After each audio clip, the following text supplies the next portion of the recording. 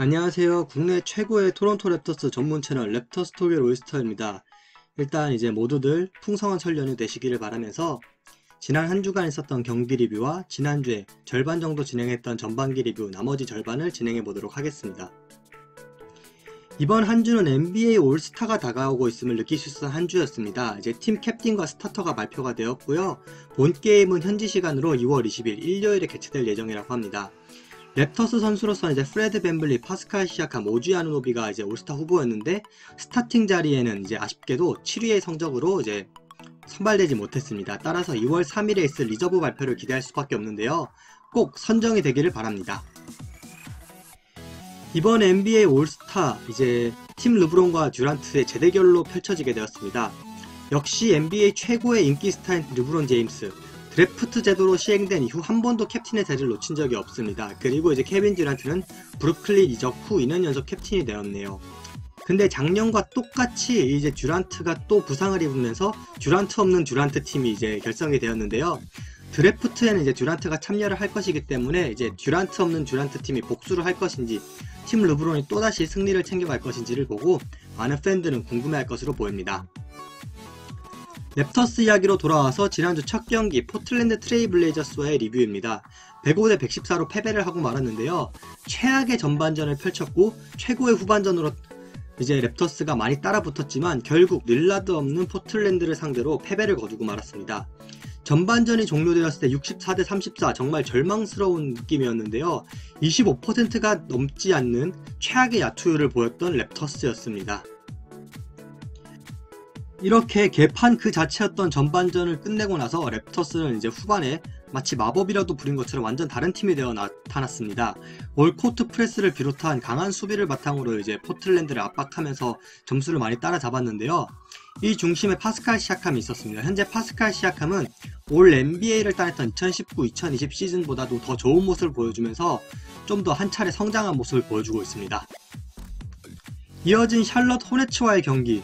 지난 게임에서 전반 최저 득점이라는 굴욕적인 스탯을 맛보았다면 하루 만에 전반 최고 득점을 올리면서 샬럿 호네츠를 상대로 플레이오프 라이벌을 상대로 손쉽게 승리를 거뒀습니다. 이날 랩터스는 프레드 밴블릿, 스카티 반지가 결장하면서 포인트 가드 자리가 공석이 됐는데요.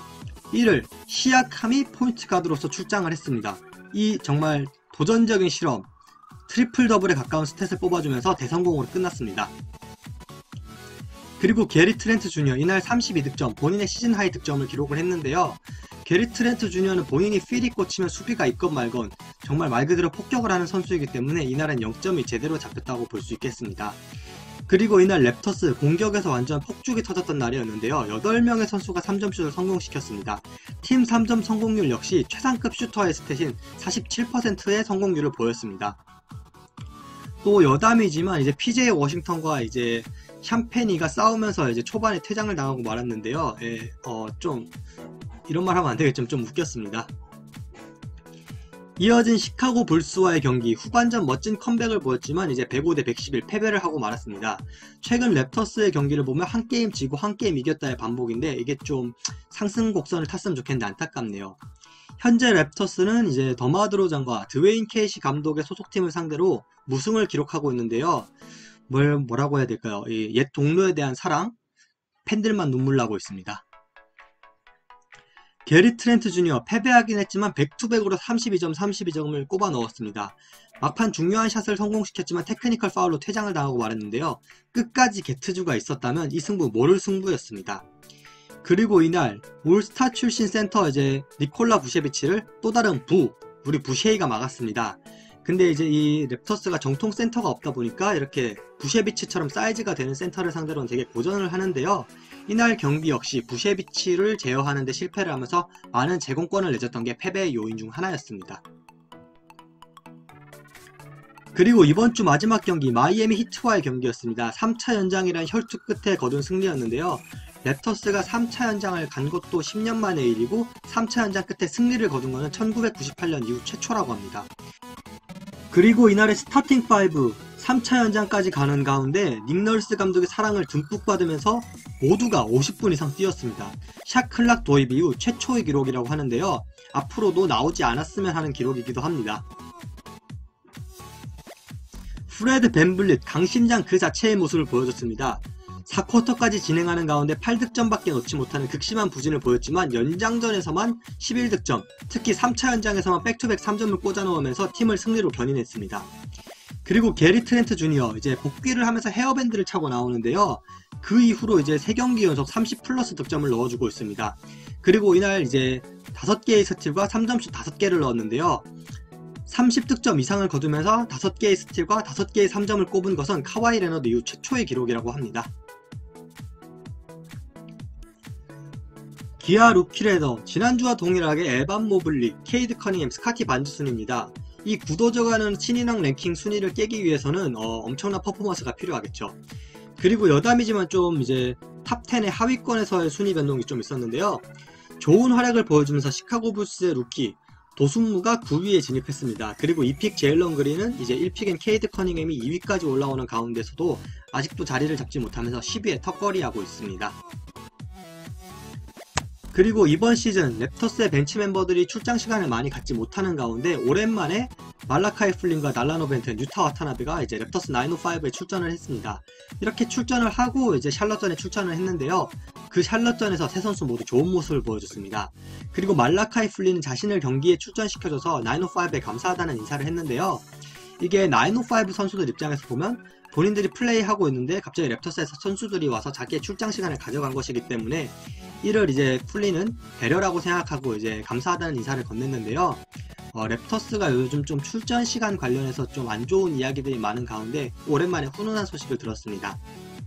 그리고 올 시즌 전반기를 이야기하는데 스카티 반지의 활약을 빼놓을 수가 없겠죠. 이제 저는 아직도 드래프트 되었을 때 이제 제일런 석스를 거르고 스카티 반지를 뽑았을 때 그 분노 아직도 가시지가 않는데요. 잊혀지지 않는 필링인데 지금 시점에서는 이제 스카티 반즈 너무 고맙죠. 너무 감사한 선수죠. 사실 스카티 반즈는 이제 장점이 운동 능력과 수비 능력에 있고 약점이 슈팅 능력이라고 평가되어 왔고 그렇기 때문에 이제 당장 직전감 선수라기보다는 이제 프로젝트성 신인이라는 이야기를 들었는데요. 막상 랩터스에 합류를 하다 보니까 포스트 무브나 공격 리바운드 등 공격에서의 재능도 굉장히 많은 선수였고 바로 팀에 도움이 되고 있습니다. 또한 이제 시즌 조금 지나서는 이제 3점슛 역시 연습을 하면서 많이 실력이 늘고 있는데요. 제가 NBA에서 그래도 많은 선수들을 봐왔는데 이렇게 슈팅이 빨리 느는 선수는 진짜 처음 봤다고 말할 수 있습니다. 그리고 이렇게 무럭무럭 성장을 하다가 이제 파스칼 시아캄, 오지 아누노비 등 이제 베테랑 형들이 복귀를 하면서 자신의 공격률이 줄어들면서 좀 방황을 했었는데 이를 최근 포인트 포워드의 가능성을 보여주면서 극복을 하고 공존도 잘하고 있습니다. 랩터스 팬분들 그리고 이제 팬심이 없는 분들이 보셔도 이제 스카티 반지는 굉장히 뛰어난 선수인데요. 말씀드렸던 이제 외곽슛이나 또 다른 여러가지 사소한 것들을 고친다면 앞으로 올스타 단골이 될 수 있는 선수가 될 것이라고 저는 확신하고 있습니다. 그리고 이제 좀 민감한 닉 널스 이야기를 제가 한번 해보도록 하겠습니다. 일단 지난 마이애미전을 바탕으로 이제 전국적으로 알려진 닉 널스의 주전 혹사 논란이 있습니다. 이제 한국에서는 이제 제가 저번에도 말씀드렸다시피 닉성근이라는 별명이 이제 딱 입에 붙어버렸는데요. 닉 널스의 철학이 워낙 좀 지금 다른 감독들과 다르기 때문에 저는 일어나는 일이라고 생각합니다. 일단 닉 널스를 보면 이제 카와이 레너드 시즌 중에 이제 되게 쉬게 해주고 플레이오프 때 말 그대로 갈아 넣었습니다.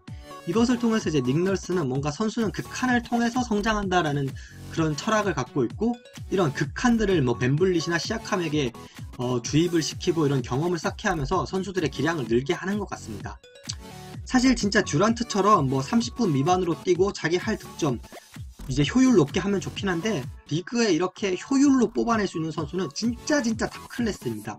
그게 아닌 이상은 진짜 막 굴려가면서 키워야 되는 게 맞다고 저는 생각을 합니다.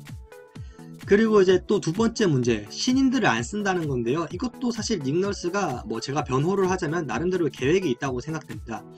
사실 닉 널스가 이제 신인들을 이제 지난 시즌에 어떻게 보면 그냥 풀었다고 할 수 있는데요. 그때 좀 깨우친 것 같습니다. 그냥 출전시키는 것보다 정확한 역할을 주는 게 중요하다는 것을요. 그리고 이제 닉 널스의 기본 철학 중 하나가 이제 승리를 통한 리빌딩인데 닉 널스는 뭐라고 해야 될까요? 그러니까 유망주들 단순히 풀어놓고 걔네들 스탯은 뽑지만 팀이 지고 그렇게 되다 보면 이제 내년도 픽 받아서 또 신인 뽑고 이것을 반복하는 것보다는 마이애미의 팻 라일리 사장처럼 진짜 그냥 우린 이기면서 선수들 큰다 이렇게 좀 생각하는 것 같습니다. 그리고 이제 좀 보시면 작년에 이제 랩터스의 신인들이나 벤치 멤버들보다 올해의 멤버들이 확실히 더 좋습니다. 제가 이제 표지 사진으로 넣었던 저스틴 샴페니도 마찬가지인데요.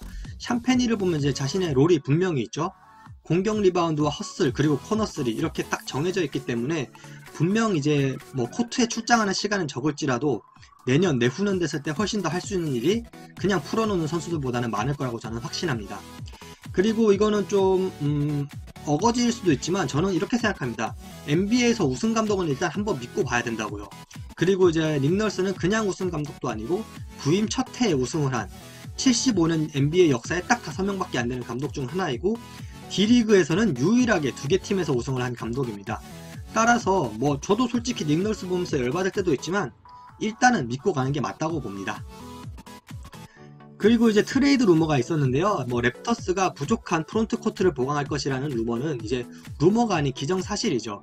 근데 그 가운데 이제 인디애나의 사보니스와 이제 시아캄을 골자로 트레이드를 논의를 했었다고 하는데요. 현재는 중단된 상태라고 합니다.